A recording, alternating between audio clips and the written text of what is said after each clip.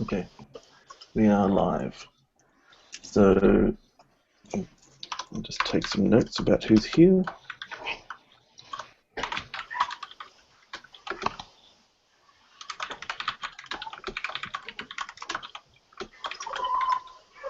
Okay, shall we do a quick stand-up about what we've been doing last week? Alexis, do you want to start? Can I go later? I'm fixing one thing. Yeah, sure. Sorry. Julian, if you've got anything to report. Not really. I've been traveling for work last week. Like the main thing I want to get done basically is, allow anyone who has any interest in doing releases to be able to do so. I had made some progress before on that, but there's still, like some stuff that needs to be done, and that's one of the things that I would like to talk about with Alexis, the new guys, because I know there's some work on converging some of the build stuff from join/node in the IOJS CI platform. So yeah, like I'm just trying to make the time to be able to finish that. And other than that, I haven't worked on anything related to the build system. Okay, Michael. Yeah, unfortunately, I haven't had any cycles. The PowerPC yelling machine is up, and my next step is to start configuring some test jobs. I have a Jenkins login ID that was provided to me, but I haven't had a chance to do anything. Okay. So my report is I've been busy on the a lot of build and CI stuff actually. So what have I done? So I had some things merged into IOJS for the build targets for Makefile and VC build, and they are now in play. We now have much more simplified nightly creation. Actually, it's more than just nightlies. So for every type of build, so nightlies, next nightlies, RCs, and release builds are all done from a single job in Jenkins now called IOJS plus release. So I've managed to. I got rid of the old one of them, replaced it with a new one. There used to be a nightly one. There used to be a release one. Now it's all just one, and you can create any of these type of releases from that project. You can also do it.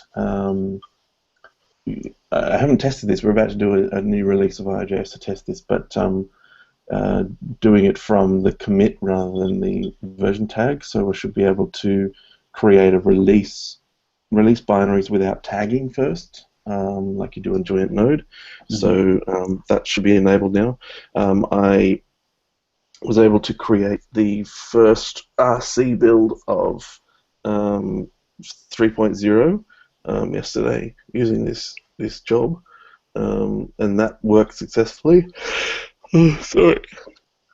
And the RC is now live. It's available for download, but I haven't promoted it to. I haven't publicized it widely because it's not as usable because there's no version of NAN to match that version of V8 yet. So we're trying to get a version of NAN out before we start promoting it because people are just going to run into build errors and not actually be able to do anything about those. But the RC is available for testing, yeah, no, I'm quite happy with this the new release job because most of the logic is now in the Makefile and the VC build file rather than in Jenkins. That's great. Yeah. What else?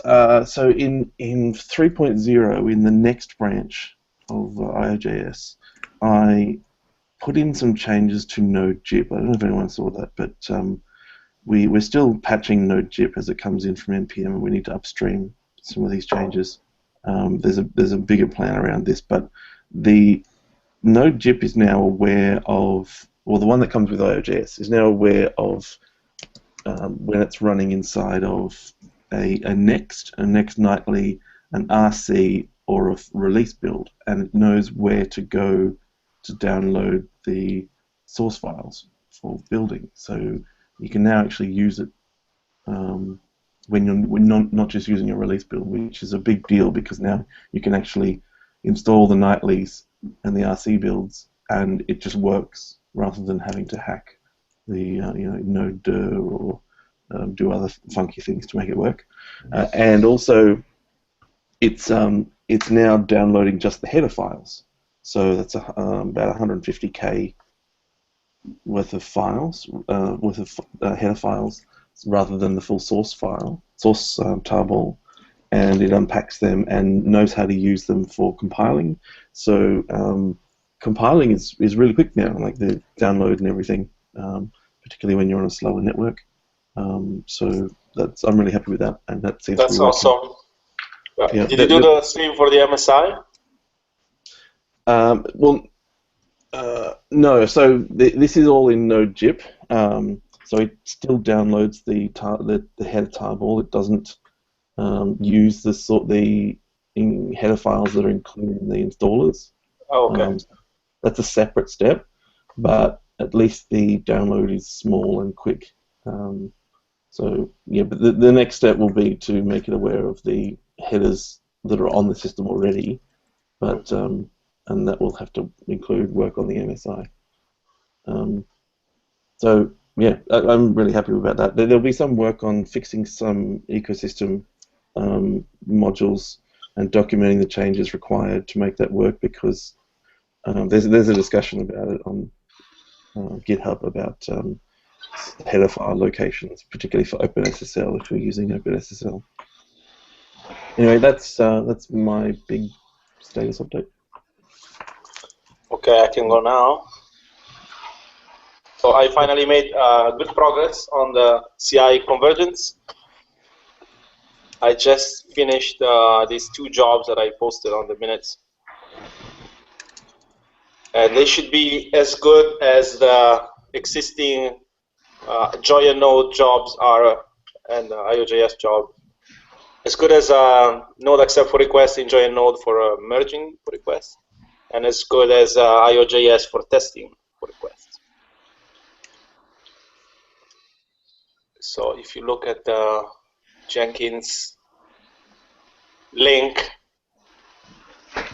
you'll see they all depend on this Node test commit job, which is the Uber job that supports everything, and then the other jobs are just entry points that make it easier to specify the parameters that you want for merging or for just testing a PR. So ideally, in the next few days, if we could test this Node test for request and make sure that it's as good as IOJS NEPR multi, we can retire that one and start using this one. If you don't like the name, we can change it, obviously, but so that we don't have to keep keeping them in sync. And other than that, I still need to work the requests to change the build system in Joy and Node. Julian has some feedback on not making no snapshots the default, so we're gonna have to fix that up. And also, we had some question about supporting 32-bit OS X. I think the current state of the plan is to keep supporting it, and so we'll need to bring it back on the new CI. And that's... What was the comment about no snapshots? Well, the default of Python configure on Joy and Node doesn't enable snapshots. Right. Actually, it enables snapshots by default, unless you pass no snapshot. And the new CI is invoking Python configure with no arguments.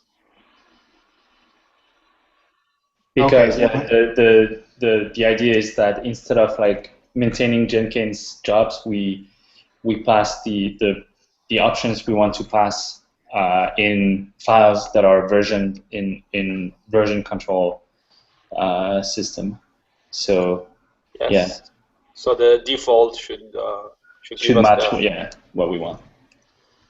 but I mean, it's gonna be a simple change. Somehow we can either configure or make file target or something like this. Configure for CI. Michael, just to answer your question, my concern with making not using snapshot the default for the build was that some users might rely on that behavior. I was thinking maybe of like users who embed Node in their applications. Maybe they rely on that to have a like faster startup time, and technically it would be like a breaking change to change the default build options. So I just wanted to make sure we are like mindful of that, and yeah. I guess I was just thinking. I thought the binaries that we ship had the snapshots as off. The binaries that we ship don't have the snapshot enabled, and that's because like a while ago there was an issue found in V8 about a potential for a denial of service attack because of some interaction between the snapshot code and the way strings are handled in V8. So it was disabled. Okay, yeah, I just wanted to understand, to make sure I understand correctly. So the binaries we ship, it is disabled. It's just that if you checked out by default, you would get them enabled, but our builds turn them off. Yes, you need to explicitly pass no snapshots, and that's what we do. Yeah. Okay. And also I understand it's a bit like pedantic to say like we shouldn't like change this default behavior for the build, but I'd rather be like a bit more cautious than just change it without without being mindful of what it means for users. No, I think that's fair, because somebody may have a flow that checks out, does stuff, and that would make a change. So.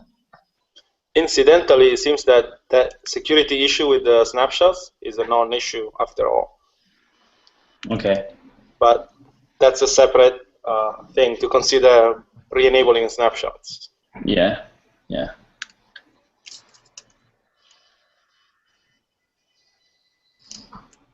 All right. So do we have something on the agenda, or do we just want maybe to if we have something to discuss and then we keep it short? Like what was your idea, Rod? Yeah, I didn't have anything specific. Okay. Alexis, would you mind just dropping into the document and filling out your stand-up details? I didn't catch all of it, so if there's anything I missed, just put them in that section there. I don't have anything specific that I wanted to cover. I think we're all on the right track. It sounds like Alexis has got the most work requiring input from the rest of us. I guess we need to look at the new jobs that he's made. I haven't yet. But Alexis, do you want to let us know what you'd like from us with regard to the work you've done? Yes, if you guys could look at this node test pull request job, first link that I put, and see if you can use it as you would use IOJS NEPR multi.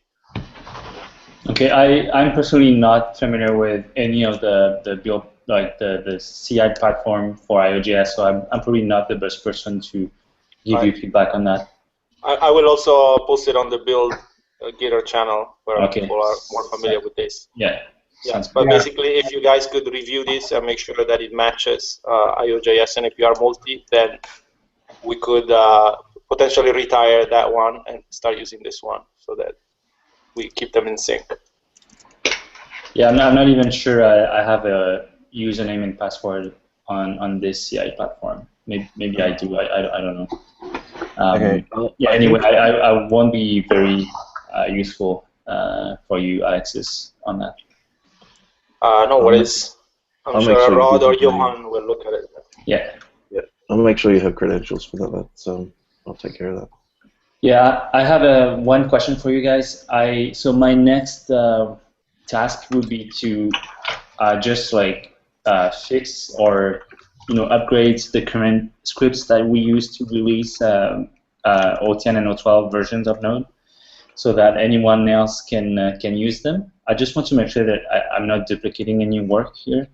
So do you guys think it's a it's a good thing to work on next, or is someone working on that already?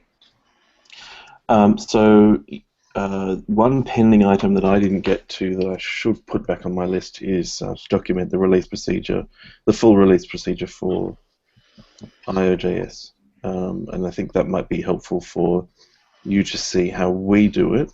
Mm-hmm. And you can either duplicate some of that or do a better job, or we can combine efforts into like it may be possible for us to like just share most of the Yeah, resources. the way I was thinking about doing this was first like just having it work in our CI platform, the join/node CI platform, and then finish the documents that I started writing for all the release process, and then like once that is done, like anybody interested, like anybody from the Node.js/build team or anyone else um, can do releases, and then we can work on maybe converging the two processes.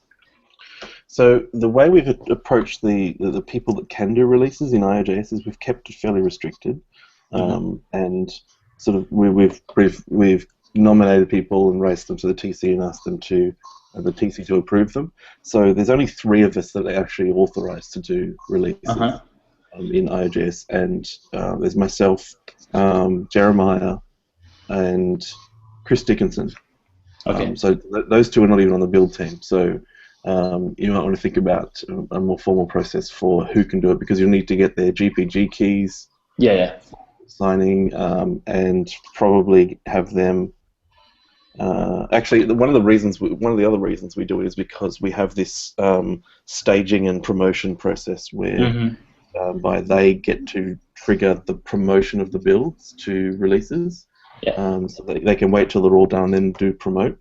And then to do that, they actually need to be able to log into the server as the staging user to run that process. So those people have their SSH keys in the server to do that.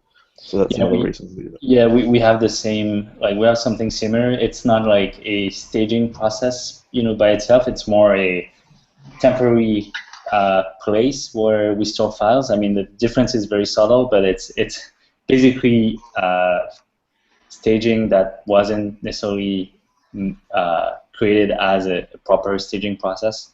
But anyway, we also have we also need like to have SSH keys on some servers, and obviously signing keys. So the process would be similar.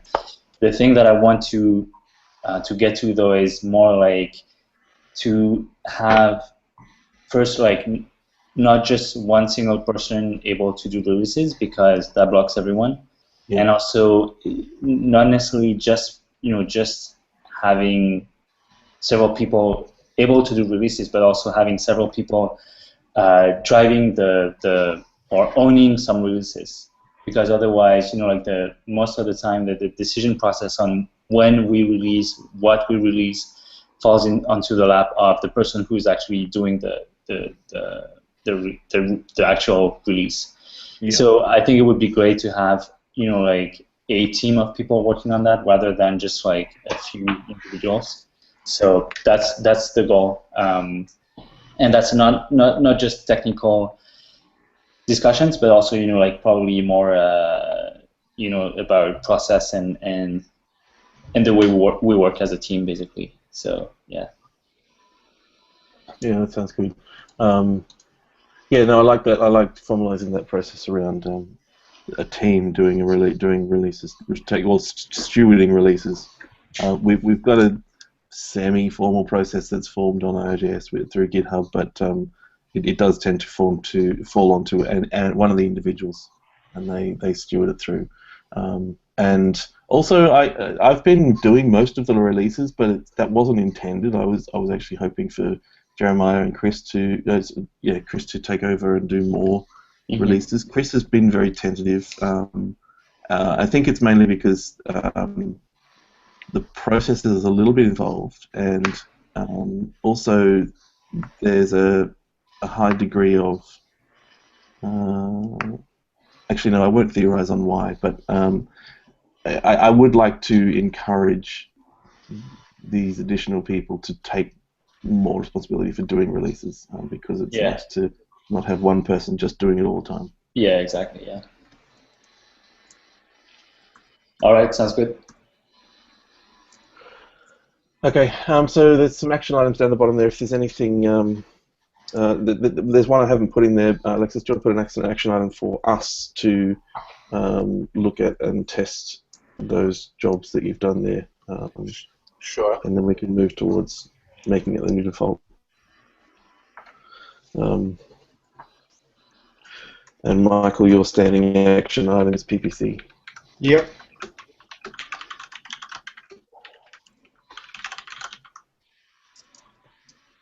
Cool. Okay, I'm done. Anyone else want to? Also, there's an action item about OS X 32-bit. All right. Oh, okay, so sorry, I'm not sure I heard what you said about OS X 32 bits. What are you waiting from me for something? We wanted to know if we wanted to keep supporting it in Join Node.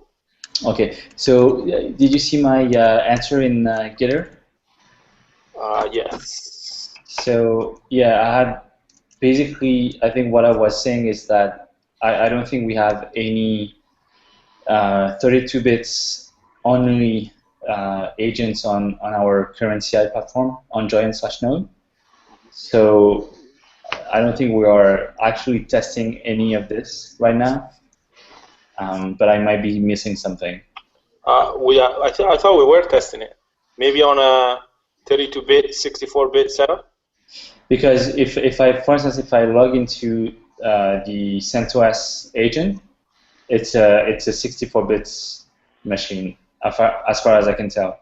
And then we run the test. We build Node with the target architecture of like 32 bits, and then we run the test. But it's Right. So we tested 32-bit binaries on a 64-bit space. Yeah, and I haven't looked on SmartOS, but I think it's probably the same. So we don't have what I want to say. We don't have a strict policy on that, and so yeah, that's basically. But was the question not whether we need a 32-bit only Mac, but do we need to build the 32-bit binary? Yeah, maybe Alexis, you can answer to that. Well, the question is whether anybody's even using the 32-bit binaries, since it's a pretty ancient platform. I mean, I'm not an OS X expert, but I read that support was dropped several years ago. Yeah. So what would we need to do to just make sure that we're not leaving anyone without a working version of Node? I guess, or who has the time to investigate that? Well, I guess but is it any different from the other platforms? Like we build 32-bit Linuxes. Is it that the difference is that if you buy a Mac, you have to buy some dedicated hardware. So basically. After a while, the transition from 32 bits to 64 bits is much quicker because you have to buy hardware from Apple. So I think that's the key difference. Let me suggest this as a way forward. I think it would probably be irresponsible of us to just halt shipping 32-bit releases for 0.10 and 0.12 into the future. Yeah. So we're going to need to put that back onto the shared CI. So I'm going to have to do some work on that end to at least make that possible. I don't think we'll enable them for IOJS, And for the converged repo, what we can do for that is actually, if we want, this is what I would suggest, is when we start releasing like nightlies or release candidates for it before we actually get to a release, is we do it without the 32-bit binaries and see if people complain.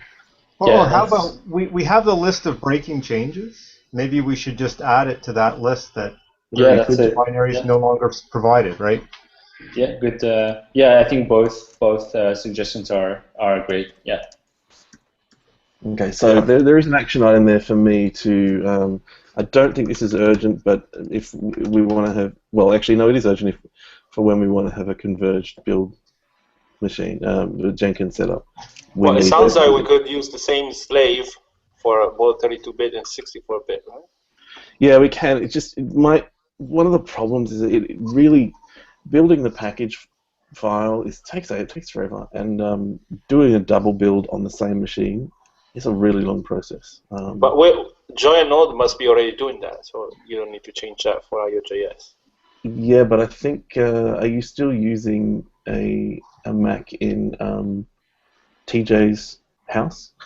No, that one is not used anymore. So where are you? The one we're currently using is at Giant's offices. And is it on the machine, or is it are you using VMs on the machine? It's on an actual machine. Yeah. Okay.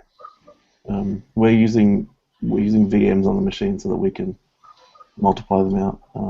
It's not a big deal. It's just I hate waiting for compiles and. Yeah. No. Of course. Like if we can improve that, then I don't see any problem with it. Okay. Look, I'm going to put this on my list and yeah.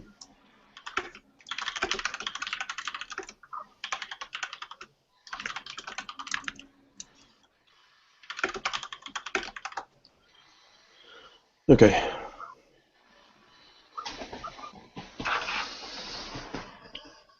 Great.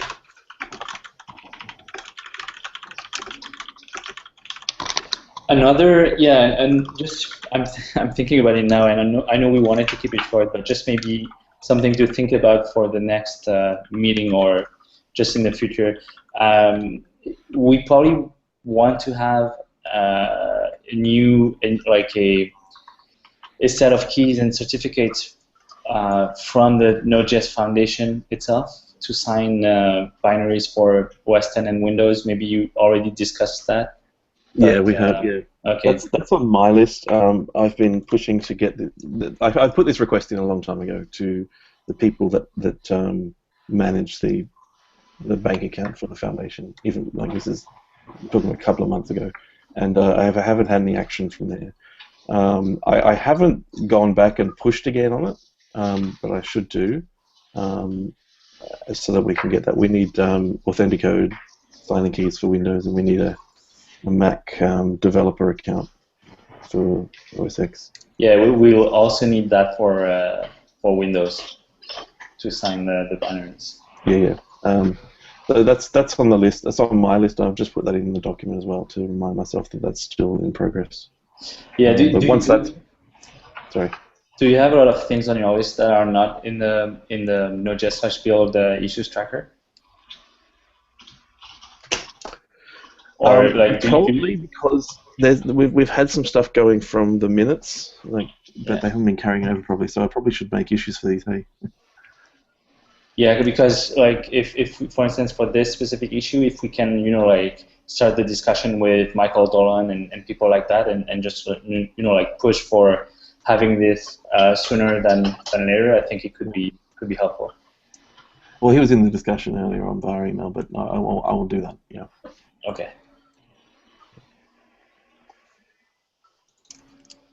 Because also included in that was SSL certificates for owned by the foundation and wildcards for Node.js.org and IOJS.org. There was talk of using what's the new initiative called? It's called Let's Encrypt. Yeah, keys from that. That's launching soon, and the foundation owns that effort. So, well, the Linux Foundation does. So it's like a sister project. Okay. But that's related. Okay. Anything else? No. No? Let's wrap it up then. All right. Thank you. Thank you All all. right. Thank you, guys. Have a Okay. good day. Talk to you later. Bye. Bye. Bye.